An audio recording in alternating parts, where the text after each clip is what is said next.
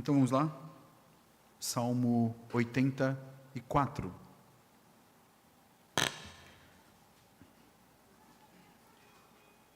Nós vamos ler somente os 4 primeiros versos, tá?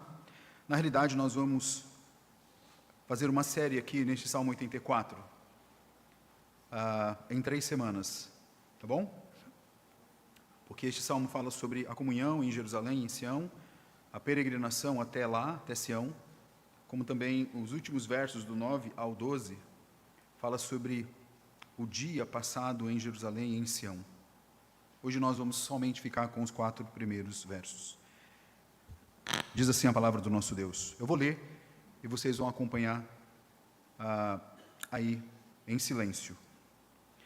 Quão amáveis são os teus tabernáculos, Senhor dos exércitos. A minha alma suspira e desfalece pelos átrios do Senhor. O meu coração e minha carne exultam pelo Deus vivo.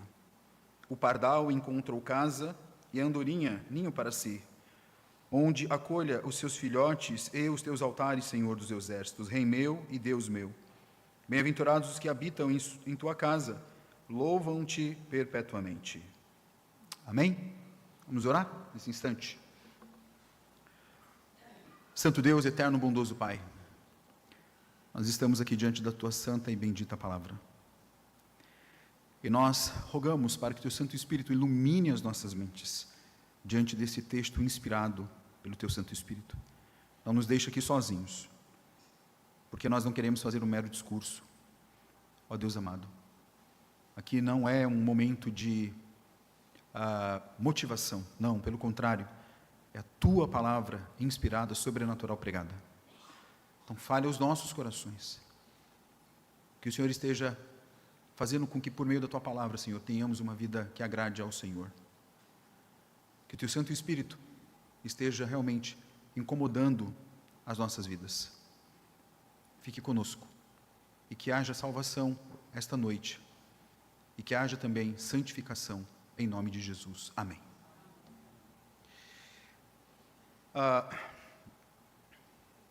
Geralmente, amada igreja, nós só valorizamos alguém ou alguma coisa depois que nós perdemos, ou não tratamos com o devido valor, quando menosprezamos. Esta é uma realidade triste, mas é verdade. Não sei se já aconteceu isto com você, de você só dar valor a alguma coisa quando você perdeu, quando você não teve mais. Você já passou por esta experiência? Já perdeu alguém ou alguma coisa, e aí depois que de fato você foi dar o devido valor? Pode ser ainda pior quando se perde algo ou alguém que tanto lhe valorizou, que tanto dedicou a vida dela para você. No caso aqui do salmista, não é que tivesse desprezado, pelo contrário, mas ele tinha perdido a comunhão em Sião e sentia muita falta daquele tempo glorioso. Há um pastor luterano chamado Dietrich Bonhoeffer.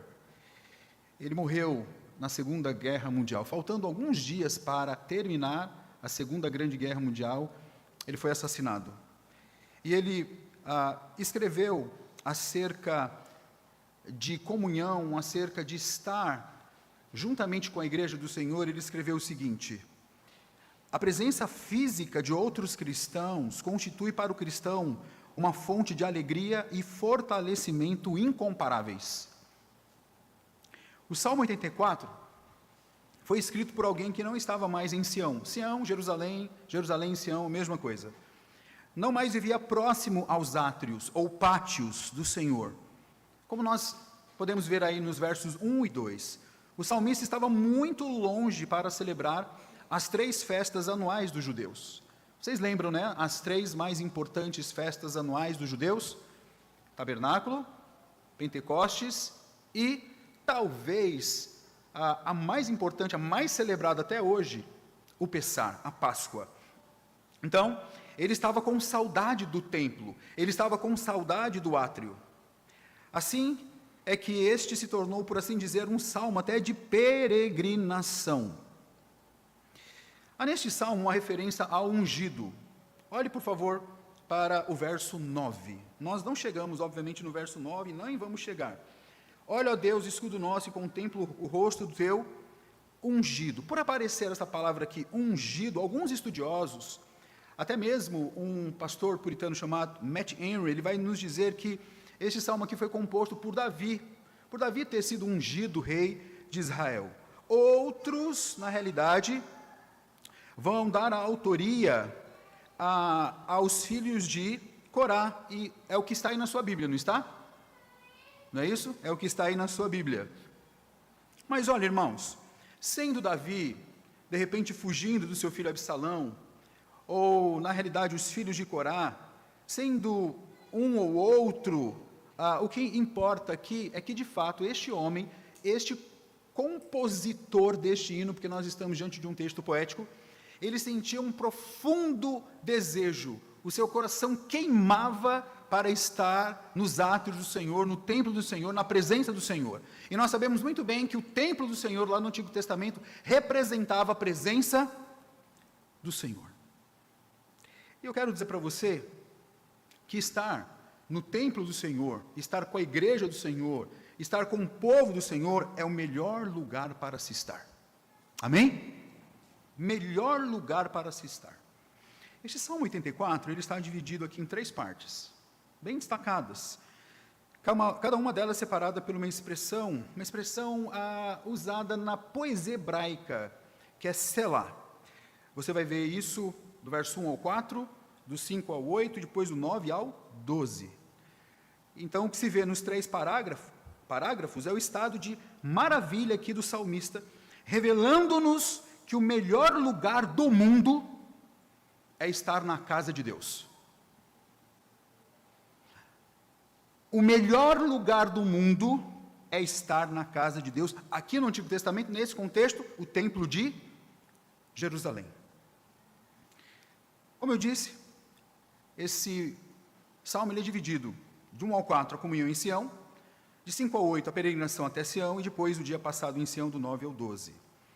Vamos ficar com os 4 primeiros versos. O coração do salmista aqui, conforme esboçado nesse salmo, revela não só o estado de maravilha que todos nós devemos buscar em viver comunhão com o povo de Deus, mas também, como eu disse, vou repetir, eu vou fazer questão de repetir isso várias vezes, a igreja é o melhor lugar do mundo para se estar.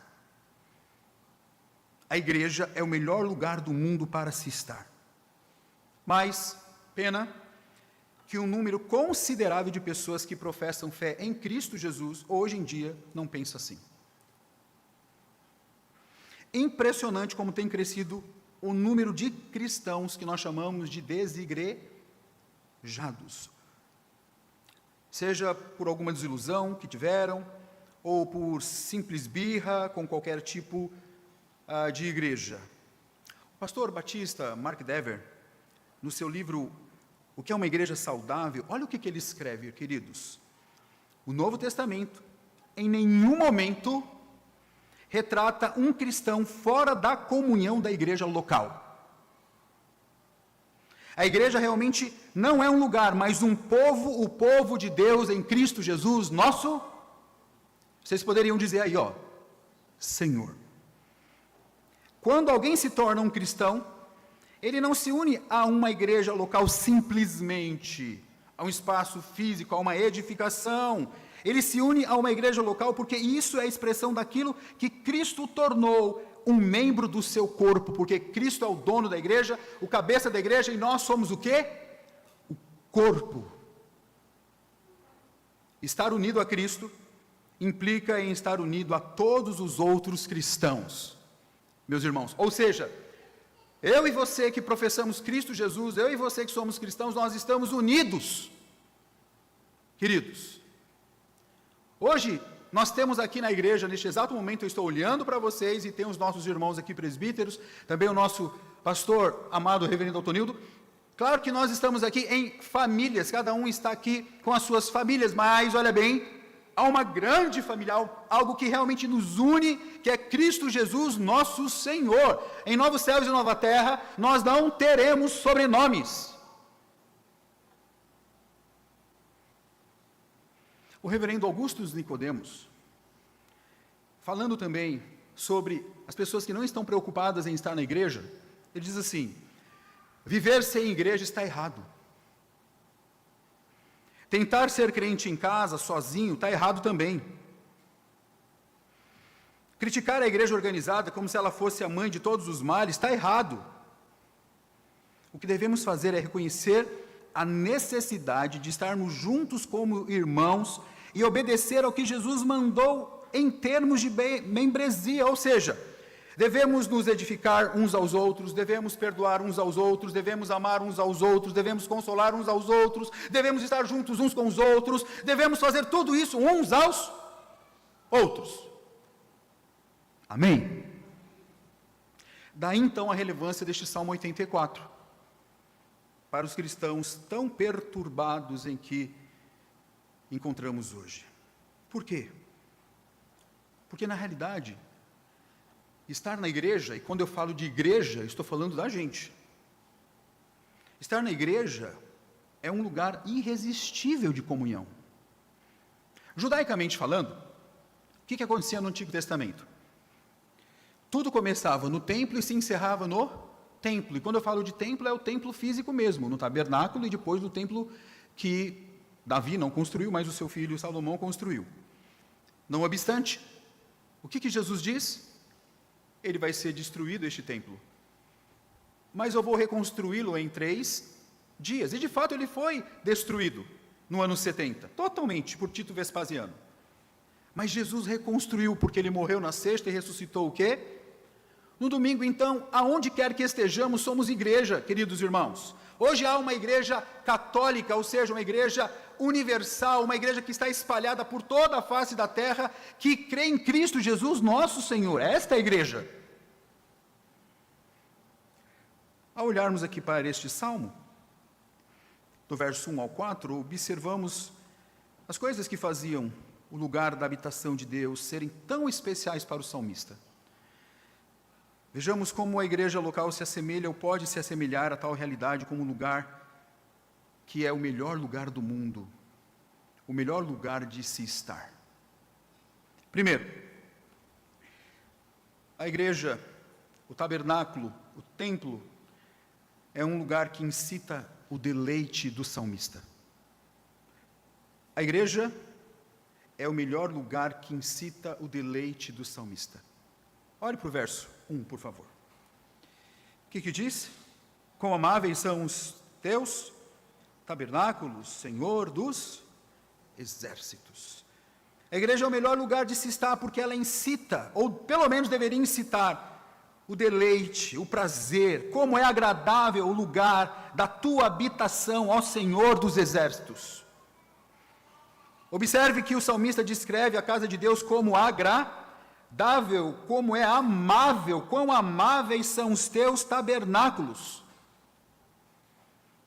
Ou seja, a igreja do Senhor Jesus é digna de ser amada, é digna de ser reverenciada, é digna de ser vivenciada. Por quê? Porque, olha bem, pessoal, é no ajuntamento do povo de Deus, é neste ajuntamento do culto público, é que nós todos juntos estamos na presença do Senhor, dando glória somente devida ao nome dEle. Amém, irmãos?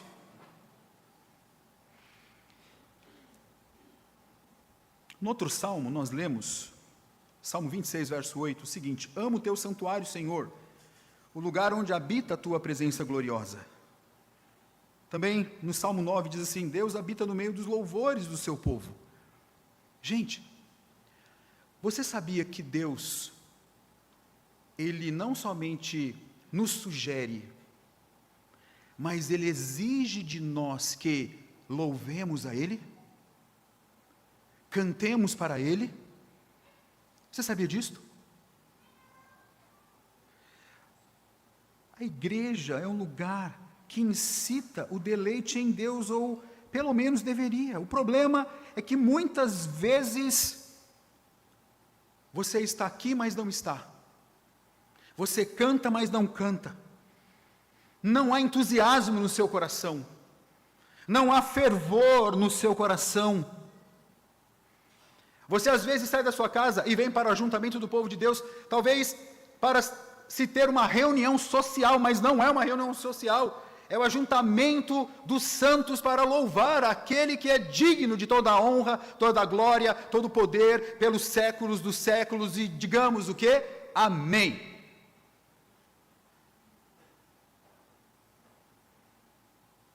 Pastor, eu posso cantar na minha casa? Claro. Eu posso ler a Bíblia na minha casa? Deve. Posso orar? Como não? Deve fazer tudo isso. Mas quando nós nos reunimos, nos ajuntamos, quando nós olhamos aqui para este salmista, anelando, desejando, com fome, sede, de estar na presença do Senhor, como nós, que somos o seu povo, também não vamos ter o mesmo desejo.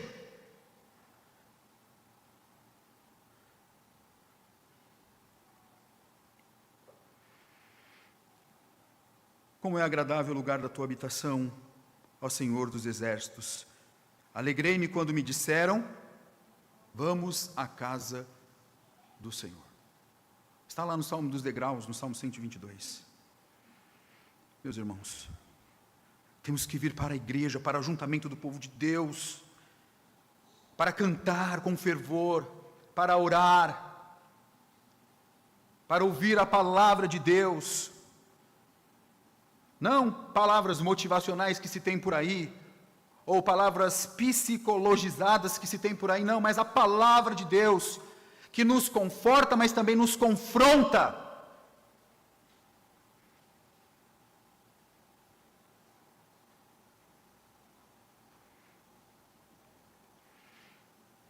Este lugar, do ajuntamento do povo de Deus, é um lugar onde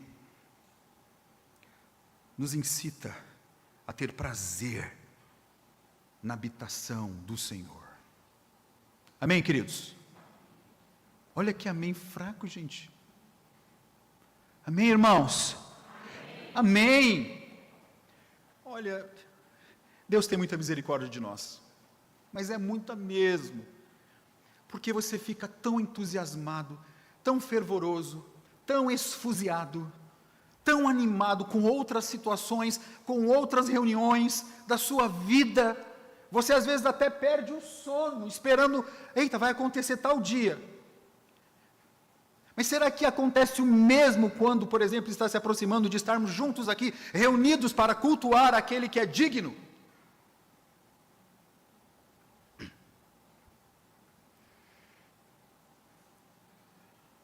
Queridos, se você de fato nasceu de novo,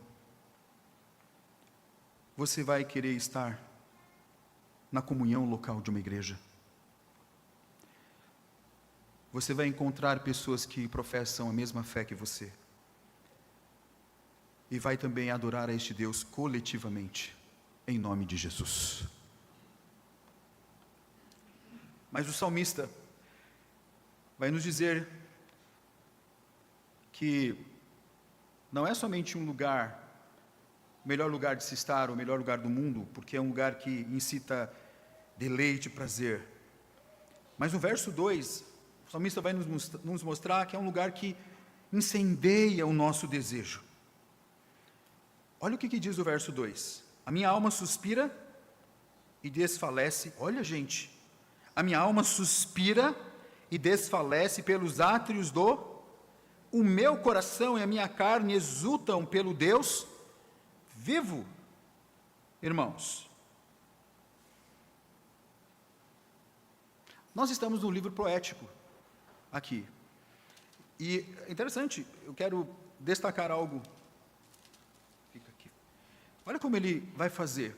Normalmente, em muitos salmos, o salmista ele coloca uma expressão, uma frase, e depois repete a mesma frase com outras palavras para reforçar o seu primeiro pensamento. Olha o que ele diz: A minha alma suspira e o quê? A minha alma suspira e desfalece pelos átrios.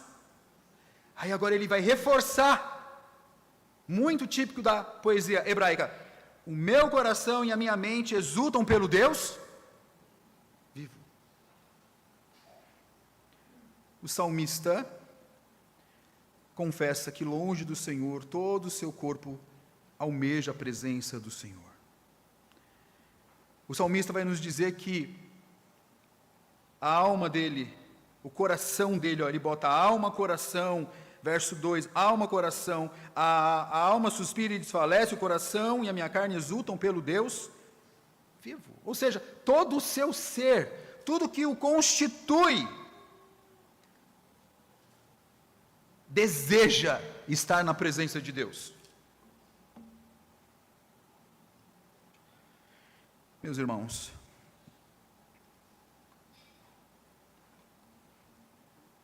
eu gostaria que você pudesse trazer à sua memória, agora, algo que você desejou muito na sua vida,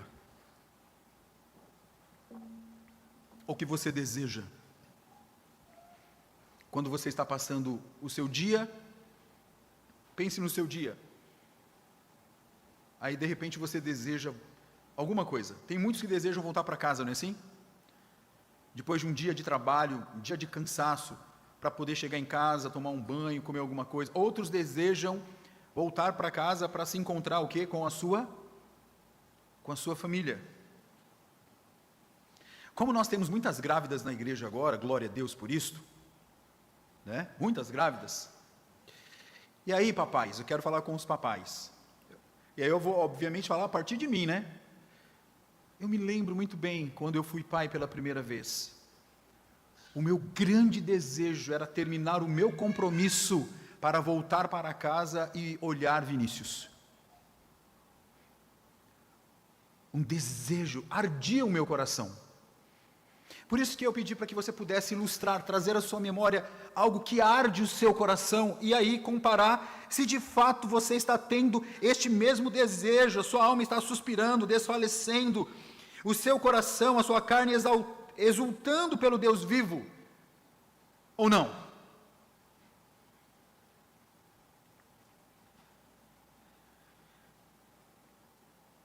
Uma das provas que o nosso desejo está incendiado por Deus pode ser constatada na maneira como tratamos a igreja, o corpo de Cristo. A igreja é um lugar que deve incendiar o nosso desejo por Deus. Desejo este que se traduz na forma generosa de contribuirmos, de servirmos, de assistirmos, de cuidar uns dos outros, de adorarmos, de compartilhar o evangelho da glória. Meus irmãos, este salmista, ele está esta noite batendo na nossa cara. A palavra de Deus está nos confrontando. Mas a igreja, o templo, o tabernáculo, não somente é um lugar que incita deleite, prazer, não somente incendeia o desejo do nosso coração, mas é um lugar que inspira a devoção. Olha o que o texto vai nos dizer nos versos 3 e 4. O pardal encontrou casa e andorinha ninho para si, onde acolha os seus filhotes. Eu, os teus altares, Senhor dos exércitos, Rei meu e Deus meu. Bem-aventurados que habitam em tua casa, louvam-te perpetuamente. Olha, longe de casa, o salmista teve tempo para se lembrar e refletir, sobretudo, até mesmo dos pequenos detalhes. Por exemplo, ele pensou até nos pássaros que fizeram ninhos nos arredores e nos cantos da casa de Deus. Pardais e andorinhas. O filho pródigo também se lembrou de como os trabalhadores de seu pai comiam com fartura lá lá na sua casa que ele deixou. Está lá em Lucas capítulo 15. Longe de casa e longe de Deus, geralmente nós paramos e pensamos, caímos em nós mesmos e retornamos arrependidos e com fé. Este pardal aqui era um pássaro sem valor. Nos dias de Jesus, 2 pardais valiam 2 moedinhas. Está lá em Mateus 10, 29. O salário de um trabalhador na época de Jesus, o salário lá romano, era 1 denário. Tá? 1 denário. E de 1 denário, uma andorinha, um pardal valia 1/10 de 1 denário. Não valia nada, porque tinha muita andorinha. Tá? A conclusão do salmista, portanto, era que tanto o pobre escanteado quanto o peregrino errante sempre encontram o que precisam na comunhão da casa de Deus. Assim como a andorinha, assim como o pardal, um bichinho que não tem valor nenhum, um pobrezinho, comprado por um valor pequenininho, encontra ninho. Eu e você, que somos o quê? Pecadores, mas salvos pela graça, também encontramos refúgio, ninho, na presença do Senhor, quando nos ajuntamos como povo de Deus. Amém? A igreja é um lugar que inspira devoção, irmãos. Inspira devoção nos peregrinos. Nós somos peregrinos. Estamos passando um tempo aqui, cansados, muitas vezes sobrecarregados, às vezes insatisfeitos, sofridos. Mas quero dizer a você que quando nós temos a comunhão da casa de Deus, nós também vamos encontrar descanso. Como é bom viver e estar unidos os irmãos, meus queridos. A outra coisa que nós precisamos aprender enquanto vivemos aqui na terra dos viventes é vivermos como irmãos, peregrinos como irmãos. A igreja inspira devoção nos pequeninos. Olha o que o salmista diz: até o pardal encontrou um lar, e a andorinha faz um ninho e cria os seus filhotes perto do seu altar, ó Senhor dos exércitos, meu Rei e meu Deus. Olha aí, onde acolha os seus filhotes. A igreja é o lugar para também estarmos olhando para os nossos pequeninos. A igreja é o melhor lugar para você educar o seu filho. Amém? Este é o melhor lugar. Este é o melhor lugar. Porque eles vão crescer aqui perto da presença de Deus, perto do altar de Deus. Que privilégio também, muita responsabilidade. Que privilégio ver ali, ó, aquela menininha, Lulu, está ali, ó, Lulu, sendo educada, criada aqui no meio de todos nós, respirando o Evangelho, ouvindo da palavra do Senhor. Devemos acolher também os nossos filhos.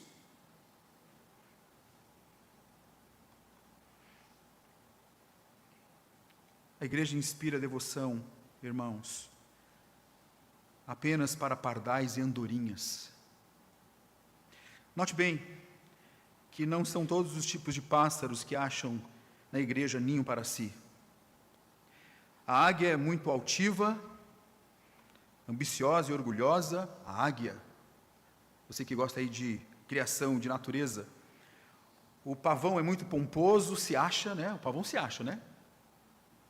O urubu tem hábitos necrófagos, alimenta-se de carniça. O falcão vive da caça de outras aves, alimenta-se de seus iguais. A coruja vive na escuridão, mas e o pardal e a andorinha? No entanto, encontram ninho para si na casa de Deus, porque elas são pobres em espírito. É isso que o salmista está dizendo. Bem-aventurados os pobres de espírito, porque dos tais é o reino de Deus. Está lá em Mateus, no início do Sermão da Montanha. Amada igreja, a igreja é um lugar de comunhão.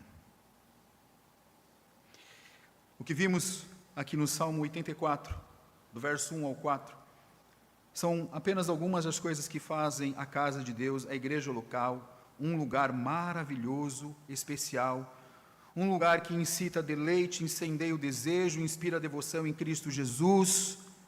Então, olha bem, se há um local que você deve desejar estar, é no ajuntamento do povo de Deus. Amém? Esta é a igreja, somos igreja, o povo de Deus. A minha oração é que sejamos todos como o pardal e a andorinha, aqui do salmista. Pobres em espírito, estejamos todos cansados de peregrinar pelas estradas do pecado e de galho em galho em busca de novidades, mas o que Deus requer de mim e você é que não vivamos atrás de novidades, que não vivamos atrás de vaidades, que não vivamos atrás do vento, mas pelo contrário, que vivamos na casa do Senhor. Louvado seja Deus.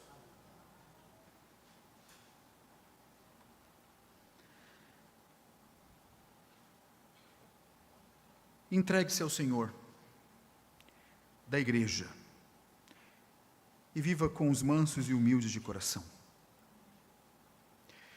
Entregue-se a Jesus. Você que ainda não entregou sua vida a Jesus, o professou como Senhor e Salvador da sua vida, o confessou, faça isso. Venha para os tabernáculos do Senhor, para a igreja do Senhor. Venha, venha. Venha e diga: Jesus, o Senhor é o meu Senhor, é o meu Salvador. Eu quero fazer ninho em Ti, Senhor. Eu quero fazer morada em Ti, Senhor. Meus irmãos, é isso.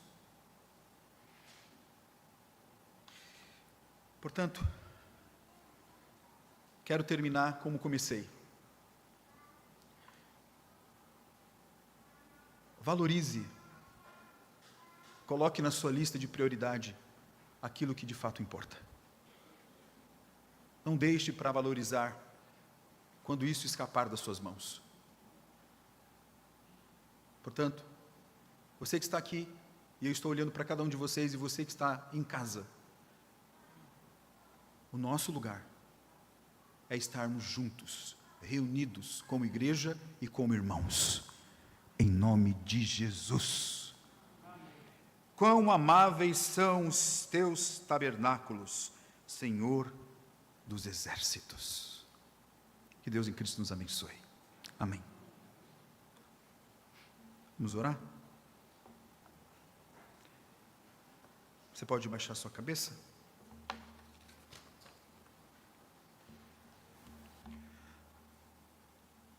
Senhor dos exércitos, Rei da glória,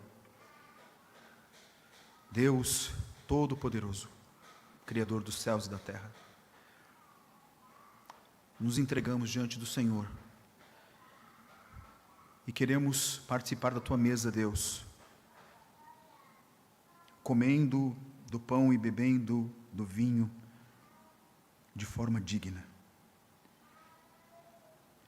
Que o Senhor esteja sendo com cada um que aqui está, sondando cada coração, prescrutando cada coração. O Senhor conhece cada um aqui.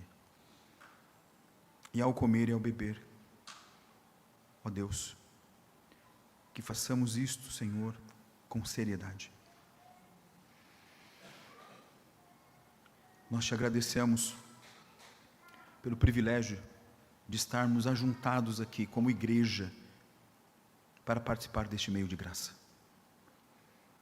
Até que o Senhor volte, até que estejamos contigo em novos céus e nova terra, para viver eternamente com o Senhor. Em nome de Jesus, abençoe os elementos que serão usados. Amém.